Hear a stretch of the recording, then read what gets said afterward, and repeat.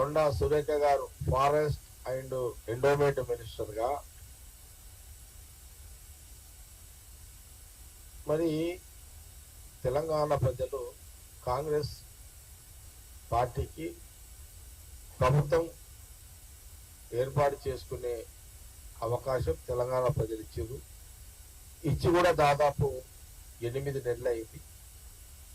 ఈ 8 నెలల్లో ముఖ్యమంత్రి రేవంత్ రెడ్డి గారు ఈ 8 నెలలు అనేది 8 నెలల్లో ప్రజలకు సోనియా గాంధీ, రాహుల్ గాంధీ గారి యొక్క నాయకత్వంలో, ఖార్గే గారు ఏఐసిసి ప్రెసిడెంట్ గా వారి సమక్షంలో ఆ రోజు ఎన్నికల కంటే ముందు 2 లక్షల ఒకే కిస్తీ, 4 కిస్తీలు 10 కిస్తీలు కాదు, ఒకే కిస్తీలో రుణమాఫీ చేసిన కాంగ్రెస్ పార్టీ, కాంగ్రెస్ గవర్నమెంటే కదా. ఇది నిజమే కదా. తెలంగాణ ఏ గ్రామం పోయినా తెలంగాణలో ఉన్న రైతులందరూ ఇది ఏకీభవిస్తారు కదా. దీన్ని ఎవరు కూడా అట్లా చేయలేదు అనేది అనే అవకాశం అయితే లేదు. మొదటి ఇదొకటి. అదే ఉచిత మహిళలకు బస్సులో ప్రయాణం 8 నెలలు అవుతుంది. కోట్ల రూపాయల, మొన్న ఏదో పేపర్లో చూసండి, మహిళలు ఉచిత ఆర్టీసీ ప్రయాణంలో ఆర్టీసీకి ప్రభుత్వం నుంచి డబ్బులు కట్టాలి, అక్కడ పెరుగుతుంది అంటే కోట్ల రూపాయలకు సంబంధించి ప్రజలు డైరెక్ట్ గా ఎంజాయ్ చేస్తున్నారు, అనుభవిస్తున్నారు. మహిళలు ప్రధానంగా ఆర్టీసీ బస్సుల్లో, ఈ రాష్ట్ర మొత్తంలో ఎక్కడ మహిళలు తిరిగినా ఉచితంగా ఆర్టీసీ బస్సులో తిరుగుతున్నారు. ఈ రెండు ఎట్ టైం. ఇక దానికి తోడు gas cylinder process, already 500 gas cylinder కానీ, లేకపోతే 200 యూనిట్ కరెంట్ కానీ, ఇవన్నీ జరుగుతున్నాయి. ఇంకొకటి ఆలోచన చేయండి, తెలంగాణ ప్రజలు, యావత్ సమాజం కూడా ఆలోచన చేయాలి. గత 10 ఏళ్ల కాలంలో రాష్ట్రం వచ్చిన తర్వాత ముఖ్యమంత్రి కేసీఆర్ గారు ఉన్నప్పుడు అసెంబ్లీ సమావేశాలు ఏ రకంగా జరిగినాయి, ముఖ్యమంత్రి రేవంత్ రెడ్డి గారు కాంగ్రెస్ గవర్నమెంట్ వచ్చినాక అసెంబ్లీ సమావేశాలు ఏ రకంగా జరుగుతున్నాయి చూడండి. 10 ఏళ్ల కాలంలో ప్రభుత్వం ఏమైనా తప్పులు చేస్తే నిలదీసే ప్రతిపక్ష పార్టీ కాంగ్రెస్ కి ఎప్పుడు కూడా మైక్ ఇవ్వకుండే కేసీఆర్ ప్రభుత్వం.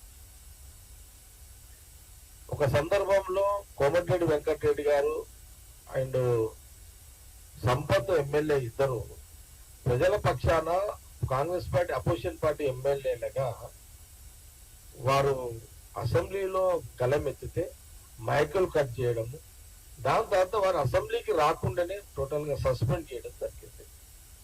ఇదొక మన ముందున్నటువంటి విషయం. మనకు చాలా క్లారిటీగా కనబడుతున్నాం మనకి ఇదంతా కూడా ఇక్కడ. మరి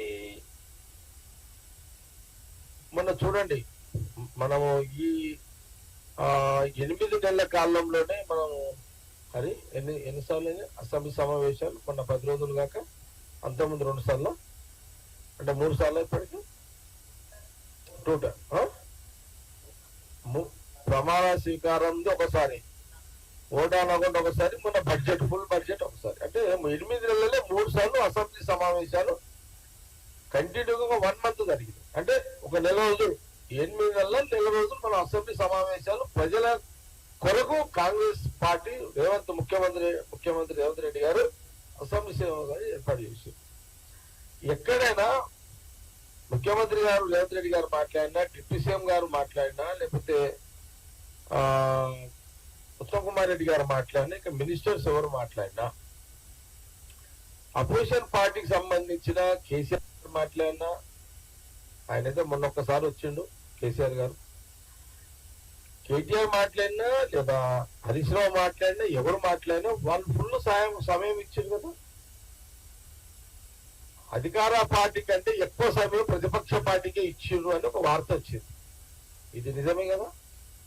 అంటే ఇంత ప్రజాస్వామ్యాన్ని కాపాడుతూ పూర్తి స్వేచ్ఛనిస్తున్న ఈ కాంగ్రెస్ గవర్నమెంట్ మీద బీజేపీ, బీఆర్ఎస్ నిందలు చేస్తూనే ఉన్నారు వాళ్ళు. నిందలు తప్పితే వాళ్ళకి ఇంకో పనే లేదు.